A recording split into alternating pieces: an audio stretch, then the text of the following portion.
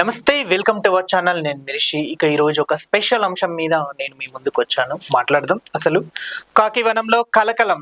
Trainee IAS Uday Krishna Reddy case. Hyderabad లో Sardar Vallabhbhai Patel national police అకాడమీలో అనూహ్య ఘటన దేశవ్యాప్తంగా కలకలం రేపుతోంది. సమాజంలో చట్టాన్ని పరిరక్షించాల్సిన ఓ ఐఏఎస్ అధికారిపై తీవ్ర స్థాయి లైంగిక దాడులు, బెదిరింపులు, ఆరోపణలు రావడం, ఆ వెంటనే సదర్ అధికారి అస్వస్థకు గురి అయి ఆసుపత్రి పాలు కావడం తీవ్ర చర్చనీయాంశంగా మారింది. ఓవైపు తోటి మహిళా అధికారి చేసిన సంచలన ఆరోపణలు, మరోవైపు అత్తాపూర్ పోలీస్ స్టేషన్ లో నమోదైన క్రిమినల్ కేసులు. మరోవైపు ఉదయ్ కృష్ణారెడ్డి ఆత్మహత్య ప్రయత్నం చేశారా లేక మద్యం మత్తులో స్పృహ కోల్పోయారా అనే దానిపై గందరగోళం నెలకొంది.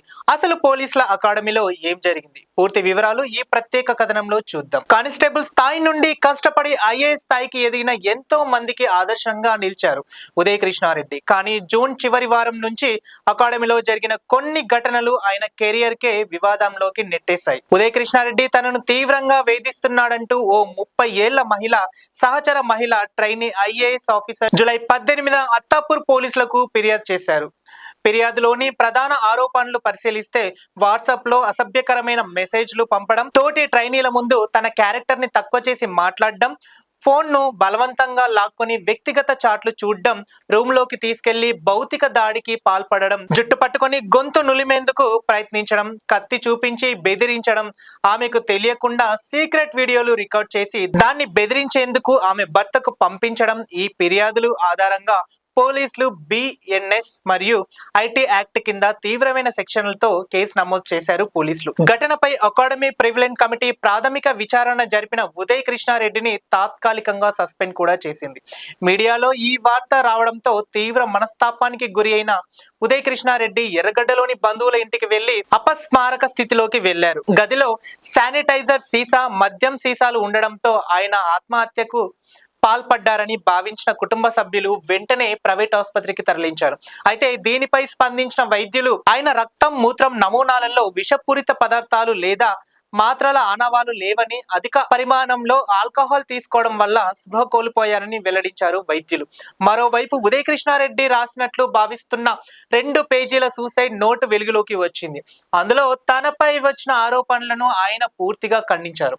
మా ఇద్దరి మధ్య జూన్ 2025 నుంచి పరిచయం, బంధం ఉంది. పెళ్ళయ్య కూడా ఆమె నాతో మంచిగానే ఉంది. ఆమెనే నా గదిలోకి వచ్చి గొడవ పడింది. నన్ను కాపాడుకోవడానికి ఆధారంగానే నేను వీడియోలు రికార్డ్ చేశాను. ఈ నిందల వెనుక పెద్ద కుట్ర ఉంది అని సదర్ లేఖలో పేర్కొన్నారు. ఇటు మహిళా ఐపీఎస్ తీవ్ర స్థాయి ఆరోపణలు, అటు ఉదయ్ కృష్ణారెడ్డి ప్రేమ బంధం ఉందంటూ చేసిన కౌంటర్ ఆరోపణలు. ఇప్పుడు ఈ వ్యవహారం 2 తెలుగు రాష్ట్రాల్లో సంచలనంగా మారింది. పోలీసుల ప్రాథమిక దర్యాప్తులో ఎలాంటి విషయాలు తేలనున్నాయి?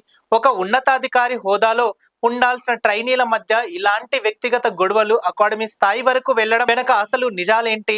సదరు మహిళ చెప్పినట్లు బ్లాక్ మెయిలింగ్ నిజమేనా లేక ఉదయ్ చెప్పినట్లు డిఫెన్సీ కోసం రికార్డ్ చేసిన వీడియోలా? ప్రస్తుతం పోలీసులు digital evidence, phone chat, CCTV footage ఆధారంగా విచారణలు వేగవంతంగా చేశారు.